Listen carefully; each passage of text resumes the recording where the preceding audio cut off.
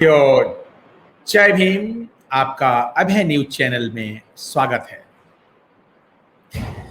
बहुजनों की बहुजन भारत की भारत यात्रा आज मैं आपको ले चलता हूं दक्षिण भारत के तमिलनाडु राज्य में।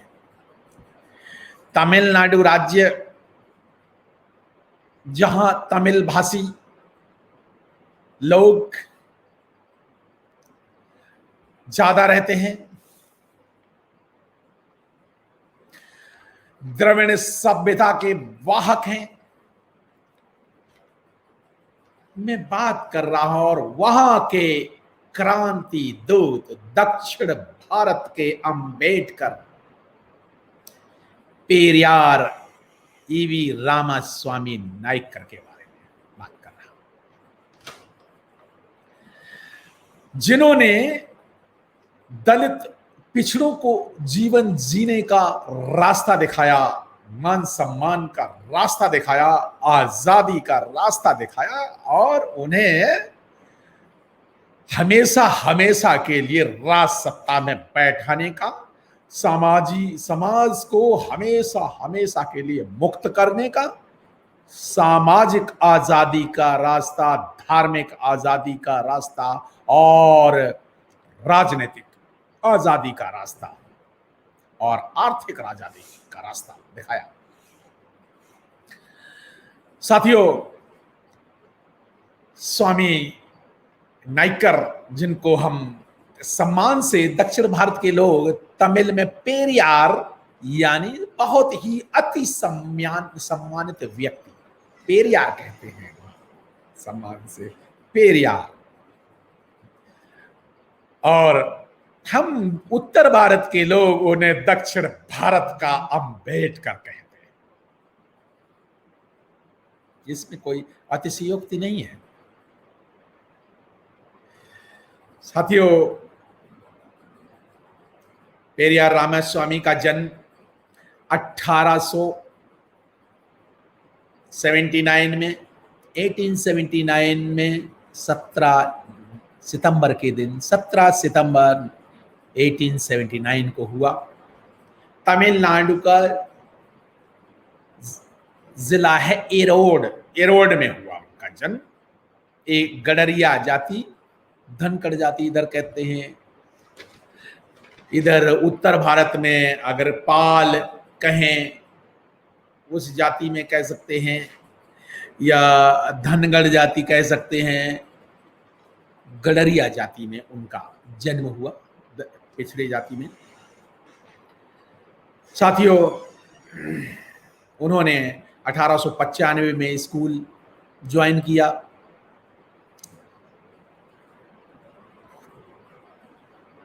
ज्यादा शिक्षा 5 तक पढ़े, लेकिन बड़े अमीर परिवार से थे, वो समृद्ध परिवार से थे। तो पिता के बिजनेस में वो हाथ बटाने लगे। 19 साल के हुए तो उनकी शादी 13 साल की नगम्मल से हो गई। नगम्मल उनकी पत्नी का नाम 1898 में हुई। साथियों, लेकिन पेरियार तो शुरू से ही क्रांतिकारी पूत के पैर कहते नहीं, पूत के पैर पालने में नजर आते हैं, वो वाला मामला। 1904 में उन्होंने, उनके पिताजी थे वो जो परिवार जिसको कहते हैं ना कि रूढ़िवादी परिवार, नॉर्मल जो वैसे ही परिवार होते हैं, सभी लोग परंपरावादी परिवार, पिछड़ों के, दलित पिछड़ों के सभी परंपरावादी होते हैं। उस परंपरावादी थे। ब्राह्मणों की बड़ी जी हुजूरी करते थे पंडित जी। और पेरियार ने 1904 में क्या किया? नौजवान पेरियार ने, जिन पंडित जी का पिताजी बहुत सम्मान करते थे, उनके भाई को पेरियार ने पुलिस में FIR करके गिरफ्तार करवा दिया, ऊंच नीच के चक्कर में। अच्छा, बदमाशी करते हैं विटनेस दे दिया, गिरफ्तार करवा दिया उस समय। अरे उसका परिणाम भुगतना पड़ा पेरियार को। सच बात का क्या परिणाम? उनके पिताजी ने सब मोहल्ले में सबके सामने उनकी पिटाई की। पिताजी ने किस लिए पिटाई? अरे पंडित जी हमारे इतने सम्मानित तो उनके भाई को तुमने गिरफ्तार करवा दिया। क्रांति घर से शुरू हो गई। क्रांतिकारी तो थे, मान सम्मान को ठेस लगी, छोड़ दिया घर। साथियों एक बात मैं देखता हूं, महापुरुषों ने, हमारे महापुरुषों ने घर छोड़े हैं। गौतम बुद्ध ने घर छोड़ा, सिद्धार्थ ने घर छोड़ा, गौतम बुद्ध कहलाए। कबीर ने, रैदास ने घर छोड़ा, गुरु कहलाए। फुले ने घर छोड़ा, राष्ट्रपिता कहलाए। अम्बेडकर ने भी घर छोड़ा, यहां से लेके विदेश गए, बाबा साहब कहलाए, मान्यवर। काशीराम साहब ने घर छोड़ा तो मान्यवर कहलाए, और रामास्वामी ने घर छोड़ा, पेरियार कहलाए।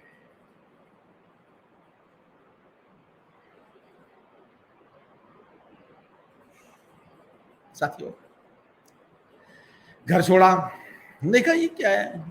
घर छोड़ के चलो भाई देखेंगे यार, जरा पश्चाताप करने गए, उन्होंने कहा चलो मंदिर में करेंगे, पश्चाताप करेंगे, पिताजी झगड़ा हो गया, बनारस चले गए, काशी चले गए, काशी मंदिर में रहने लगे। अजीब बात है, जैसा अक्सर करते हैं दलित जातियों के लोग। उस समय इतनी समझ नहीं थी। नौजवान पेरियार रामास्वामी जी केरियार में गए, मंदिर में रहने लगे। तो एक वहां गए तो वहां भोज चल रहा था, ऐसे वैसे इसमें जरा खत्म हो गए तो कहा कि जो यहाँ भोज चल रहा है, शाम भाई दान चल रहा है, भोज चल रहा है, फ्री चल रहा है। तो फ्री का जब भोज के चक्कर में, तो निःशुल्क भोज में जब वो जाने की ले हम भी कर लें भोज, तो वहां का नहीं नहीं ये तो सिर्फ ब्राह्मणों के लिए है। बड़ा झटका लगा यार, अजीब बात, फ्री भोज हो रहा है, मैं भी तो मंदिर में रहता हूं काशी में, और यहां इतना मैं भी हिंदू हूं और मुझे नहीं खाने दिया है। ब्राह्मणवाद से ना हिंदुत्व के अंदर जो हिंदू लोगों में जो छुआछूत का मामला था, तो बड़ी अंदर से विद्रोह की भावना पैदा हो गई। पहले तो घर से छोड़ के चले, मंदिर आए, काशी आए, वहां पे भी बेइज्जती, मान्यवर ठान ली विरोध की, धर्म से बिल्कुल मोह भंग हो गया। अब नहीं चाहिए हमें कोई धर्म। जब धर्म ही बेइज्जती करने लगे, फिर नहीं चाहिए धर्म, हमेशा के लिए नास्तिक हो गए। ईश्वर का विरोध जीवन भर किया, है ही नहीं ईश्वर। साथियों तमिलनाडु आए, फिर उन्होंने वहां पे लोकल गडरिया जाति के थे, लेकिन पैसा बहुत था उनके।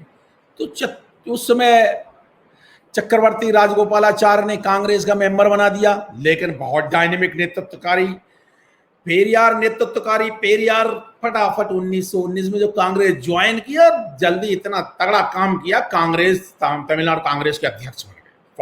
बड़ा नेतृत्व करने वाला तमिलनाडु कांग्रेस का अध्यक्ष। वहां पे फिर पंगा क्या, वहां तमिलनाडु कांग्रेस के अध्यक्ष रहते हुए वहां पे कहा, वहां पे ये चला कि नहीं, ये दलितों को मंदिरों की जाने की जो सड़क है ना, उस पर दलित नहीं चलेंगे, ऐसा कानून था। मैंने कहा इस कानून का विरोध नहीं, सब चलेंगे सड़कों पे। वाईकोम आंदोलन किया, तगड़ा आंदोलन किया, वहां से प्रसिद्धि शुरू, सामाजिक प्रसिद्धि। फिर अगले साल कैडर कैंप कांग्रेस का, कांग्रेस वाले कहते गांधी वगैरह सभी राजगोपाल छुआछूत को नहीं मानते, ये नहीं करते, वो नहीं करते, दलितों के साथ करेंगे। ट्रेनिंग वहां शिविर में, प्रशिक्षण शिविर में, कांग्रेस के तमिलनाडु के अध्यक्ष वहां पर देखा कि ट्रेनर है, ब्राह्मण है, वो गैर ब्राह्मणों के साथ बेइज्जती कर रहा, भेदभाव बरत रहा। ये तो झूठी है कांग्रेस, कहते कुछ करते कुछ। नेताओं से कहा, मैं तमिलनाडु कांग्रेस का, तो चलो भाई अछूआछूत का खत्म करेंगे इस प्रथा को, प्रस्ताव। पहली साल प्रस्ताव रखा, प्रस्ताव तो रखा लेकिन कहता हम पढ़ देंगे, तो दूसरे ने पढ़ दिया तो प्रस्ताव पढ़ा ही नहीं। इनको बड़ा गुस्सा आया। दूसरा फिर हुआ सम्मेलन, दूसरे सम्मेलन, अगले साल सम्मेलन हुआ। ये तो पहले से भरे हुए तो जानते तो थे ही कि गांधी नकली है, झूठ बोलता। गांधी जी से बात कही, राजगोपालाचार्य से कही, अरे ये तो छुआछूत करता है, ये तो गलत बात है और इसका विरोध करो, चलो प्रस्ताव पास करेंगे हम अगले, हम तो तमिलनाडु कांग्रेस के अध्यक्ष है, पूरा यहाँ तमिलनाडु में कोई छुआछूत नहीं होगी, प्रस्ताव पास। कांग्रेस ने भी मना कर दिया, गांधी ने मना कर, तब पता चला असली चेहरा क्या है। असली चेहरा किया, रिजाइन किया, छोड़ दी कांग्रेस। समझ में आ गई कि कांग्रेस बेवकूफ बना रही है, ये असली नहीं है, सब बेवकूफ बना रहे हैं लोग, सिर्फ वोट मांग रहे हैं, बस कुछ नहीं कर रहे हैं। 1925 में एसएनडीपी मूवमेंट चलाया, रूस भी गए, रूस गए तो वहां देखा, ये है देखो इक्वालिटी, साम्यवाद से बड़े प्रभावित हुए सफलता से। आते ही उन्होंने जस्टिस पार्टी का, जो जस्टिस पार्टी पहले चल रही थी तो उसका भाई हम काम करेंगे, कुछ बड़ा करेंगे, उनका नेता बन गए जस्टिस पार्टी के, बहुत आगे बढ़ाया और जस्टिस पार्टी का बाद में नाम बदल करके द्रविड़ कड़गम कर दिया, द्रविड़ कड़गम कर दिया, द्रविड़ कड़गम करके कर दिया। और क्यों, कैसे किया? सारी पार्टियों को मिला करके एक झंडे पे सारी जितनी गैर ब्राह्मण पार्टियां थी सबको उन्होंने, सारी के सारी 1941 में सारी जितनी भी दलित पार्टियां थी, SC ST OBC, सबको इकट्ठा करके दलित कड़गम एक झंडे पे ला दिया सारे पार्टी, और फिर सब हरा दिया। उसके बाद कांग्रेस कभी भी सत्ता में तमिलनाडु में नहीं आई। उन्होंने 1925 में कुड़िया रस गणतंत्र नामक तमिल पत्रिका लिखी, छापी। 1926 में सेल्फ रिस्पेक्ट आंदोलन चलाया, और जब देखा कि गांधी है, अरे ये तो प्रछन्न ब्राह्मणवाद करते हैं, झूठे नाम के, तीखी आलोचना की। क्या कहा? प्रतिज्ञाएं ली, नंबर 1 गांधी का बहिष्कार, नंबर 2 कांग्रेस का बहिष्कार, नंबर 3 हिंदी का बहिष्कार, नंबर 4 हिंदू देवी देवताओं का बहिष्कार, नंबर 5 भगवान का बहिष्कार। ईश्वर नहीं है, नहीं है, नहीं है। ये बात उन्होंने 1974 में जब लखनऊ आए थे, 73 में, 72 में शायद, तो उन्होंने लखनऊ में कहा ईश्वर नहीं है, नहीं है, नहीं है। इतनी बात मैं उत्तर भारत के लोगों को बताना चाहता हूं साथियों। उन्होंने एक किताब लिखी तमिल में, उसका नाम है the Ramayana A true reading, जिसको उत्तर रामायण एक सही बात, सही रामायण, सच्ची रामायण, और जिसको उत्तर भारत के पेरियार ललन सिंह यादव ने हिंदी में की तो बवाल हो गया। हाई कोर्ट से फैसला गया, फिर फैसले में वो बाद में जीते ललन सिंह यादव, वो उत्तर भारत के पेरियार बने ललन सिंह यादव। सच्ची रामायण की कुंजी, चाबी पढ़ लेना, जानो तो मानो। साथियों, उन्होंने इतनी भारी आलोचना की राम की, अरे ये तो बता रही है उत्तर भारत के लोग हम पे, हमें दक्षिण भारत के लोगों को अपने देवी देवता थोप करके हम पे हमारे बेइज्जती करते हैं, सुर का नाटक करके हमें असुर बोलते हैं, हमें हमारी बेइज्जती करते हैं देवी देवताओं के। उसका परिणाम क्या हुआ पता है? उसका परिणाम ये हुआ कि पहली विधानसभा में वहां के दक्षिण भारत की उनकी जो विधानसभा थी, तमिलनाडु की विधानसभा, उसमें जो MLA है ना, वो कहते हैं हम ईश्वर के नाम पे शपथ नहीं लगे, उन्होंने ईश्वर के नाम पे शपथ नहीं ली। साथियों, विधानसभा के MLA लोग, इतना भारी मूवमेंट चलाया उन्होंने, और उन्होंने एक ऑफिस ऑर्डर निकाला तमिलनाडु सरकार ने। क्या निकाला? कि तमिलनाडु सरकार के किसी भी सरकारी दफ्तर में देवी देवताओं की तस्वीर नहीं लगे।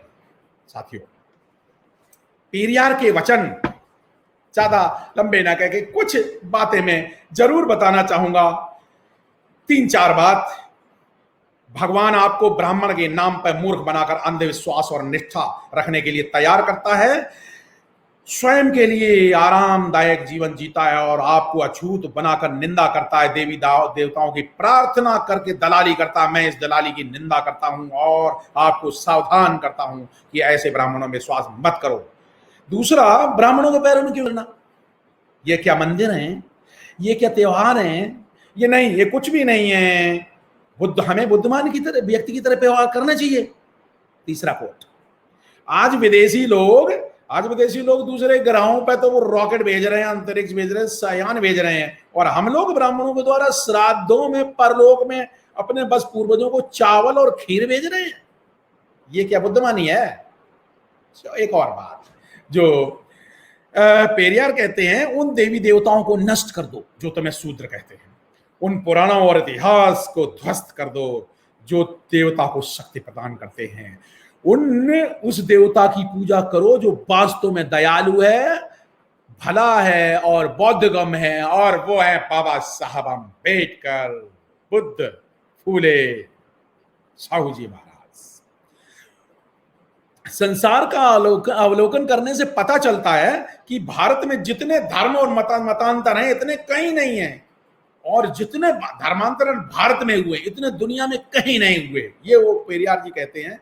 इसका मूल कारण भी बताते हैं कि भारतीयों को निरक्षर रखने में, अनपढ़ रखने में, अशिक्षित रखने में, गुलाम बनाने, ये गुलामी ब्राह्मणवाद के द्वारा हुई है। इसके कारण और अशिक्षा के कारण इनका शोषण ये लोग करते रहे हैं, ब्राह्मण लोग। साथियों, उन्होंने एक बात और कही कि जिस दिन गांधी ने ये कहा कि भगवान उनका मार्गदर्शन करता है, संसार को चलाने के लिए वर्णाश्रम श्रेष्ठ व्यवस्था है और जो कुछ होता है वो भगवान की इच्छा से होता है, उसी दिन मुझे साफ हो गया कि गांधीवाद और ब्राह्मणवाद में कोई अंतर नहीं है। इसलिए मैंने गांधी का बहिष्कार किया, कांग्रेस का बहिष्कार किया और कांग्रेस से इस्तीफा दे दिया। साथियों, लास्ट वो कोट करके अपनी वाणी को विराम करता हूं।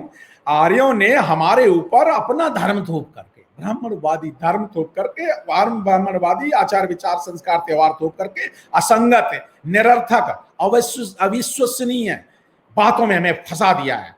हमें इन्हें छोड़कर ऐसा धर्म ग्रहण करना चाहिए जिसमें मानवता की भलाई हो, सहायक हो, बुद्धि कमी हो। साथियों, उत्तर भारत में आए पेरियार लखनऊ में उसी बात को कह के, लखनऊ में कहते ईश्वर नहीं है, नहीं है, नहीं है, आजाद बनो। ऐसे थे दलितों और पिछड़ों के और दक्षिण भारत के अंबेडकर, पेरियार रामास्वामी नायकर। आपको मेरी बात अच्छी लगी हो, आपको लगता है तो आपका धन्यवाद। अच्छी लगी हो तो आप अपने बच्चों को, रिश्तेदारों को, माँ बाप को और अपने 10 मित्रों को ये वीडियो भेज दो। ये जानकारी सबको बताओ। बहुजनों के पेरियार, दक्षिण भारत के पेरियार रामास्वामी नायकर। जय भीम।